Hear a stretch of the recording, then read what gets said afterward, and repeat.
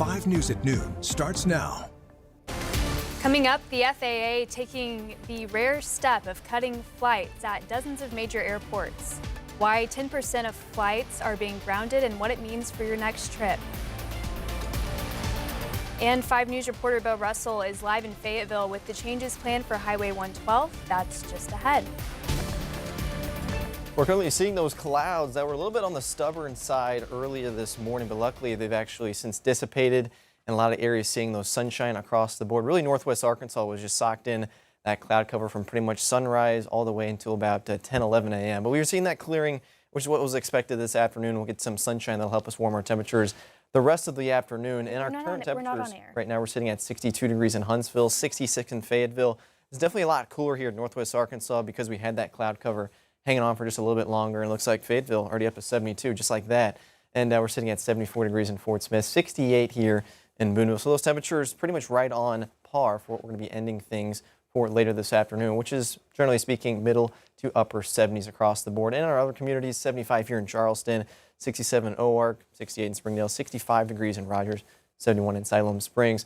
Over the next few days, we're going to be talking about a couple breezy days, but fairly nice conditions out there. And then we're going to get a brief look at some of that Arctic polar air that's going to be moving in on Sunday. And we're going to be talking about, yes, a hard freeze looking likely Sunday night into Monday across the whole entire region. We're going to talk about all of that as well as those weekend plans coming up here. Well, the FAA says the ongoing government shutdown is forcing it to cut thousands of flights, with stress building on unpaid air traffic controllers. The agency says it will reduce air travel capacity at dozens of high-volume airports from coast to coast in the coming days. Natalie Brand has the details from the White House. Travelers at airports nationwide are bracing for cancellations a day after the FAA announced it will take the unprecedented step of cutting 10% of flights at 40 high-volume airports. As far as like the cancellations and stuff, I just hope I make it home. As a traveler, it's very inconvenient for me, but I mean, if you're not paying people right, I completely understand. If I'm not getting paid right for my services, I wouldn't work either. The nation's busiest travel hubs are among those expected to be impacted, including Atlanta, Chicago, Denver, Dallas, Los Angeles, and New York. Transportation Secretary Sean Duffy calls the cuts necessary to reduce stress on air traffic controllers who have been working without pay since last month. Some of them are not coming to work. It's a problem. I want them to come to work and do their jobs, but that's the reality that I deal with. And so you've seen a lot of delays and cancellations through the airspace. Taking 10% of the flights out will reduce that pressure. President Trump is calling on Senate Republicans to get rid of the filibuster in order to end the shutdown. That would allow the Senate to pass legislation with just a simple majority. It's the only way you can do it. And if you don't terminate the filibuster, you'll be in bad shape. We won't pass any legislation. Senate Republican leaders have opposed that move. Rank and file members are divided on the issue as the shutdown impacts grow. Right now, let's put people back to work and let's start feeding people who are literally going hungry. Earlier this week, some lawmakers expressed optimism about a deal starting to emerge that would fund the government in exchange for a vote on extending the enhanced health care tax credits Democrats have demanded. Natalie Brand, CBS News, the White House. Several major airlines, including United, Delta, American, and Alaska, tell CBS News they will look to cancel in ways that will inconvenience the fewest people. That may mean flights operated on regional jets and on smaller planes where customers can be more easily consolidated. And if you plan to fly somewhere tomorrow, some experts suggest making those backup plans today because they say you could be in for the worst airport mayhem of the year. The FAA's move has airlines scrambling to rework schedules with little notice.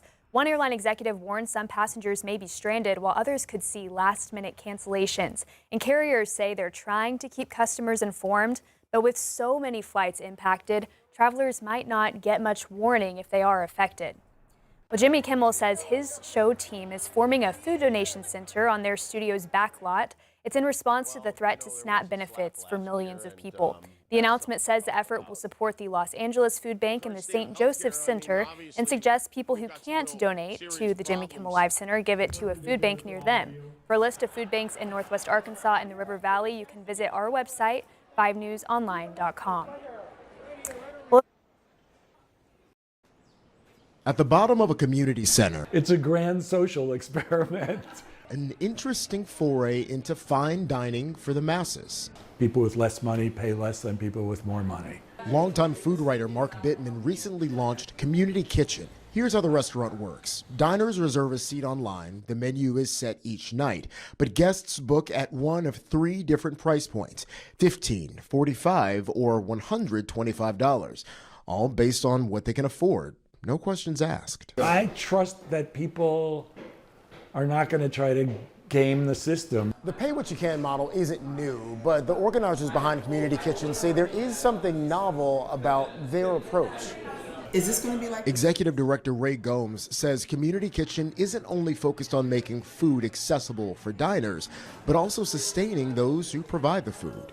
What would it look like for farmers to be paid well, for the people who are aggregating our food to be paid well? The restaurant itself is a nonprofit, so Community Kitchen's efforts to reshape how people eat are subsidized by private donations. We know that food is a big driver of chronic disease, and the reason food is a big driver of chronic disease is that ultra-processed food, junk food, whatever you want to call it, is the cheapest and most accessible food to most people. Aside from fueling the body, Community Kitchen hopes their model leaves diners full of curiosity. How do we see people as people? How do we make sure that people are humanized and that they feel welcomed?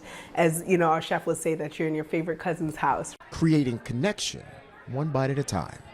Jared Hill, CBS News, New York. Happening now, a groundbreaking is wrapping up as work begins on a project to expand Highway 112. 5 News reporter Bo Russell is joining us live from that groundbreaking right now. And Bo, tell us about what's going on this afternoon. Hey Morgan, good afternoon. Yeah, it's been a busy day and morning out here on Highway 112, which you can see behind me.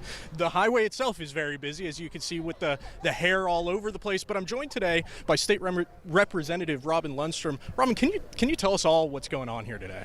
Well, this is an exciting day for Northwest Arkansas. 112 is kind of the workman's highway. This is where all the locals use to get away from the traffic, which means we have more traffic on 112 than you can possibly imagine.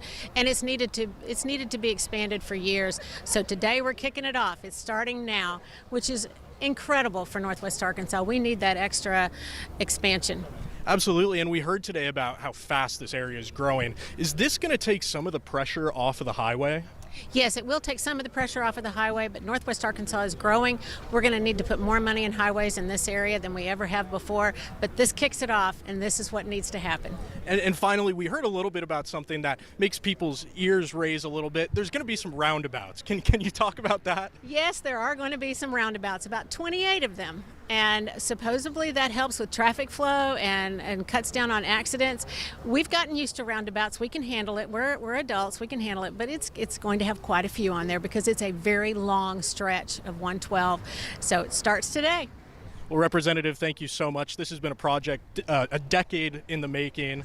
So I really appreciate your time. Thank you so much. And we're going to have more information available for this as the day goes on our 5newsonline.com. Live in Fayetteville, covering news where you live, I'm Bo Russell, 5 News. All right, thank you so much, Bo. Well, dashcam video shows Arkansas State Police detaining a woman at gunpoint for a crime she didn't commit. The actions have led to a federal lawsuit. 5 News got 2 dashcam videos showing the moments troopers surrounded a Fayetteville mother's car at gunpoint, only to realize they had the wrong person. Peyton Malia says she and her young son feared for their lives as troopers ordered her out of her car in a Casey's parking lot last July. The video shows officers surrounding her white Lincoln with their guns drawn, yelling commands, then realizing seconds later she wasn't the suspect. Court filings show troopers were searching for a 2013 Lincoln MKZ. Malia drove a 2009 MKS, which is a similar color, but it was not the same car.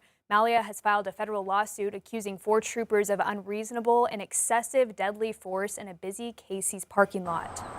Well, a group of students at the university have been denied for a second time in an effort to put a clean environment clause into the state constitution. The Clean and Healthy Natural Environment Amendment creates a right to a clean environment, but its effect on large industries is one reason the Attorney General's office rejected the latest draft. Tim Griffin judged the proposal as misleading and didn't account for how the amendment would alter other laws. Well, Well, the search for answers in the deadly plane crash in Louisville, Kentucky. The National Transportation Safety Board is on the ground after a UPS plane caught fire just before takeoff and slammed into nearby businesses.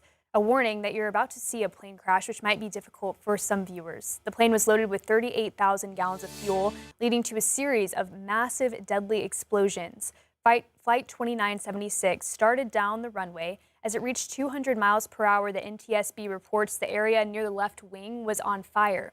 Investigators are now trying to figure out why this happened. Amid the charred debris, the NTSB says it's found the plane's black box voice and data recorders. We have investigators now that have located it. It's suffered some heat. These recorders are built for that.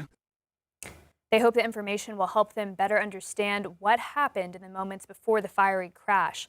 The death toll rose several times Wednesday, with both the Kentucky governor and Louisville mayor warning the number was expected to increase as several people remain unaccounted for.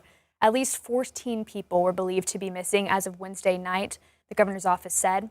The plane was carrying 3 UPS crew members, but as of Wednesday, officials had not confirmed if they were among the dead. A former Speaker of the House, Nancy Pelosi, will not seek re-election to the U.S. House, bringing to a close her storied career as not only the first woman in the Speaker's office, but arguably the most powerful in American politics. Pelosi, who has represented San Francisco for nearly 40 years, announced her decision today.